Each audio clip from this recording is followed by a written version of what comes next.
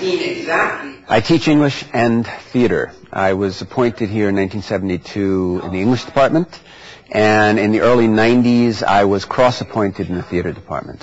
What is the meaning of life? Most Canadians aren't aware that Canadian theater is actually an extraordinary body of work and with a very, very interesting history. So part of the pleasure and part of my project is to make them aware that there is this extraordinary body of work, that they're in the middle of this incredible theatrical ferment.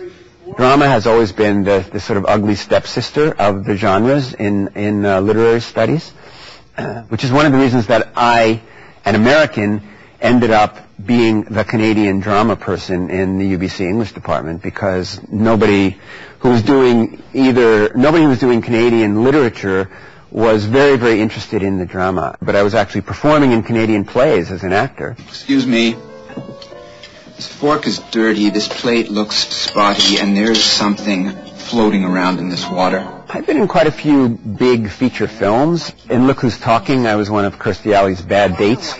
My best experience in a feature film was in the film Alive. I was the pilot of that plane. It was my fault that the plane crashed. Apparently the pilot had been drinking. It's an experimental drug called Deprenil. Lots of detectives, lots of doctors, lots of lawyers, and a few years ago, lots of gangsters. Listen, Fatso just called from the club. A guy calling himself Lyle Mason. I think the thing that underlies everything else that I do is my sense of the extraordinary, visceral, physical, emotional, psychological, kind of whole body and mind and spiritual experience that theater is for me, the intensity of it. One of my formative experiences as a stage actor occurred in the old Dorothy Somerset Studio Theater, and I did a production there. It was called Wojciech, 19th century German play. It was a very intense performance, and it was my breakthrough performance as an actor.